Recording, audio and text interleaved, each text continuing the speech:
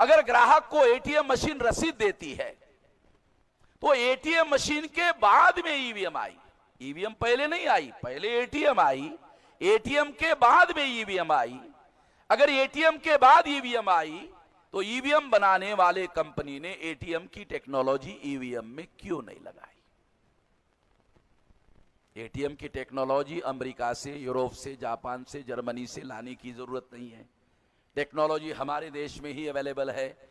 तो EVM machine बनाने वाले कंपनी ने एटीएम की टेक्नोलॉजी ईवीएम में क्यों नहीं लगाई? पहली बात। और दूसरी, जब ग्राहक को एटीएम रसीद दे सकती है तो ईवीएम मशीन वोटर को वोट डालने के बाद किस कैंडिडेट को वोट दिया उसकी रसीद क्यों नहीं देती?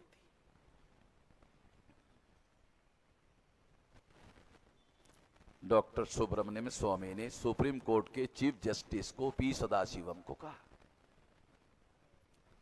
पी सदाशिवम को लगा है तो बात तो तर्कसंगत है, कोई सबूत होना चाहिए उसको कि उसने किस कैंडिडेट को वोट दिया।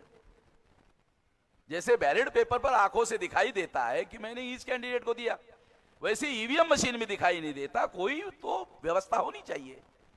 बाद में यह सोचा गया कि अगर रसीद दे दी जाए तो गांव में एक गरीब आदमी होता है, उसके पास चौधरी पहुंच जाएगा, जमींदार पहुंच जाएगा, ताकतवर आदमी पहुंच जाएगा, पहलवान आदमी पहुंच जाएगा, क्रिमिनल गुंडा पहुंच जाएगा और उसको बोलेगा कामले किसको वोट दिया? कामले बोलेगा तेरे कुछ दिया दादा, तेरे कुछ दिया। नहीं नहीं, तेरे पास वो रसीद होगी ना वोट देने वाली, वो देखा, वो देखा। इसलिए चुनाव आयोग ने यह निर्धारित किया कि रसीद देना वोटर की सिक्योरिटी को खतरे में डालना है, इसलिए देना खतरनाक है, दिखाया जाना चाहिए ताकि इंश्योर किया जा सके कि हाँ उसने किस कैंडिडेट को वोट दिया। इसलिए पेपर टेल मशीन में डिस्प्ले बोर्ड आया कि देख लो और खातरी कर लो कि हाँ तूने जिसको दिया बराबर उसी पर मोहर लगी है कि नहीं लगी है। ये चेंज किया गया। डॉक्टर सुब्रमण्यम स्वामी ने जब सुप्रीम कोर्ट के जज को कहा, चीफ जस्टिस को कहा, तो जस्टिस ने कहा ऑर्डर। चुनाव आयोग को आदेश दिया जाता है एटीएम की टेक्नोलॉजी ईवीएम में लागू किया जाए। चुनाव आयोग ने एक नई मशीन बनाई। मशीन का नाम रखा VVPAT। V for voter, V for verifiable, P for paper, A for audit, T for trail. इसका प्रयोग नागालैंड में किया। प्रयोग सफल हो गया, उसका डाटा कलेक्ट किया। 1 अक्टूबर 2013 को वो सारा डाटा सुप्रीम कोर्ट के चीफ जस्टिस के सामने चुनाव आयोग ने रखा। रखने के बाद 8 अक्टूबर 2013 को सुप्रीम कोर्ट ने जजमेंट दिया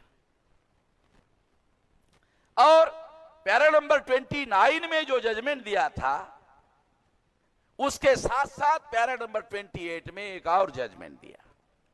वो जजमेंट क्या है, सुप्रीम कोर्ट के ही शब्दों में आपको पढ़ के सुनाता हूं ताकि आप लोगों को थोड़ा खातरी हो जाए।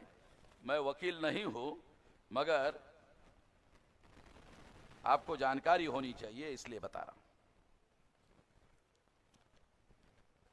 We have already highlighted that VVPAT is a system of printing paper trail when the voter casts his vote in addition to the electronic record of the ballot for the purpose of verification of his choice of a candidate and also for manual counting of votes in case of dispute.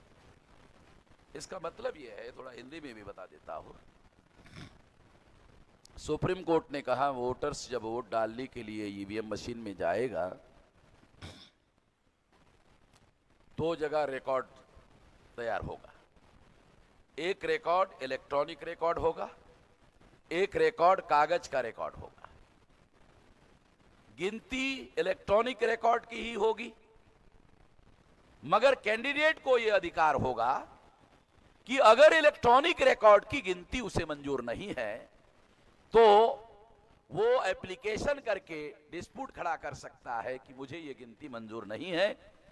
तो in case of dispute manual counting होना चाहिए। ये order para number 28 में supreme court ने दिया। यहां कोई भी आदमी अनपढ़ बैठा हुआ नहीं है। मगर यहां किसी को भी खबर नहीं है। ये राष्ट्रीय जिम्मेदारी थी मीडिया की। इस सुप्रीम कोर्ट ने सारे देश के डेमोक्रेसी के बारे में इतना बड़ा फैसला दिया है। एपेक्स कोर्ट ने केवल खबर देने का मामला नहीं था, इसका अर्थ, इसका इंटरप्रिटेशन, इसका अमल कैसे होगा, उसके बारे में सारे देश के मीडिया को जागरण करना चाहिए था। अरे जागरण तो बहुत दूर की बात है, खबर फ्रंट पेज पर छोड़ो, अखबार के पिछवाड़े में भी नहीं छापा। पिछवाड़ा समझते हो ना, अखबार का, अखबार के पिछवाड़े में भी खबर नहीं छापा। नहीं तो कभी कभी किसी की खबर जो है पिछवाड़े में 2-4 लाइन में छाप देते हैं, मगर नहीं छापा। इसलिए बता रहा हूं, इसलिए कह रहा हूं कि जो मीडिया है, ये मीडिया एंटी नेशनल मीडिया है, और एंटी नेशनल के तहत ही मैंने प्रेस काउंसिल ऑफ इंडिया में कंप्लेन किया। मैं इसे ऐसे ही छोड़ना नहीं चाहता हूं। मेरे पास सारे डॉक्यूमेंट्री एविडेंस है कि मीडिया ने आज तक खबर नहीं छापी। कोर्ट ने यह जजमेंट दिया और ऑर्डर दिया, 2014 के चुनाव में ईवीएम मशीन को पेपर ट्रेल मशीन लगाया जाए। और पेपर ट्रेल मशीन और ईवीएम मशीन में क्या अंतर है, थोड़ा सा वो माइक्रो लेवल पर अंतर क्या है, थोड़ा आपको बताता हूं। बहुत अहम बात है।